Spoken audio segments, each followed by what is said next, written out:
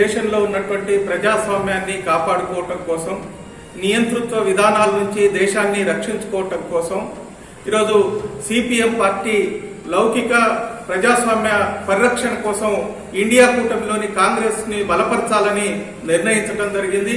ఈ తెలంగాణ రాష్ట్రంలో భువనగిరిలో సిపిఎం పార్టీ తన విధానాలని ప్రచారం చేస్తూ, అదేవిధంగా మిగిలిన 16 నియోజకవర్గాల్లో, పార్లమెంట్ నియోజకవర్గాల్లో సిపిఎం పార్టీగా కాంగ్రెస్ పార్టీ అభ్యర్థి గెలుపు కోసం ప్రయత్నం చేయాలని నిర్ణయించడం జరిగింది.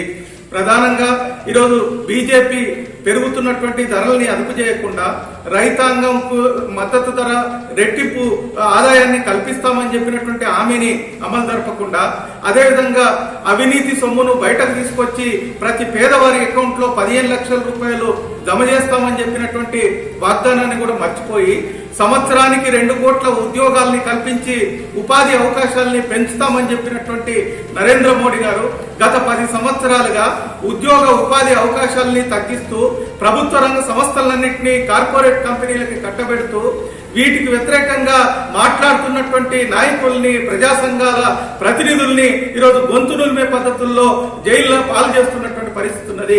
ఎవరైతే తమల్ని వ్యతిరేకిస్తారో, ఎవరైతే తమల్ని విమర్శిస్తారో వాళ్ళని దేశద్రోహులుగా ఈరోజు బీజేపీ గాని నరేంద్ర మోడీ గాని వ్యవహరిస్తున్నటువంటి పరిస్థితి ఉన్నది.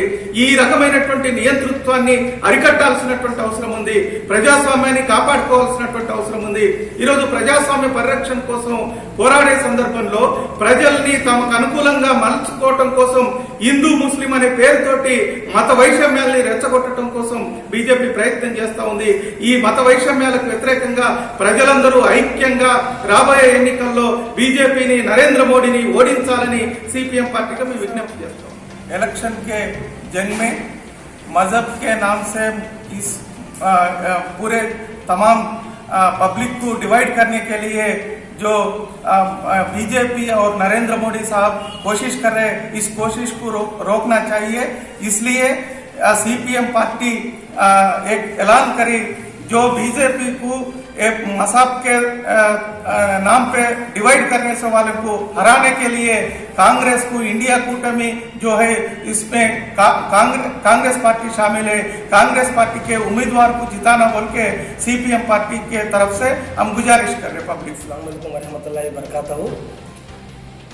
इंडिया कूटमी के कैंडिडेट्स को मदद करने के लिए निजामाबाद सीपीएम पार्टी ने मदद किया है और इंडिया कूटमी के जो कांग्रेस के कैंडिडेट्स है जहीराबाद, निजामाबाद, ये 2 कैंडिडेट्स निजामाबाद के अंदर मदद करने के लिए सीपीएम पार्टी ने तय किया. और भारत में नरेंद्र मोदी सरकार मजहब के नाम पे, हिंदू मुस्लिम के नाम पे, क्रिश्चियन के नाम पे झगड़े फसादे लगाने की कोशिश करती है. ये हम सब मुसलमानों को मालूम है. इसलिए ये मजहबी के तौर पर जो आरएसएस बीजेपी के ख्यालात को तोड़ने के लिए, ख़त्म करने के लिए इंडिया कूटमी कैंडिडेट को 100% मदद करना ज़रूरी है. इसलिए हम निज़ामाबाद के जनता से गुजारिश करते हैं, हम इंडिया कूटमी के कैंडिडेट्स को मदद करने के लिए आप सब मिलकर शिरकत करना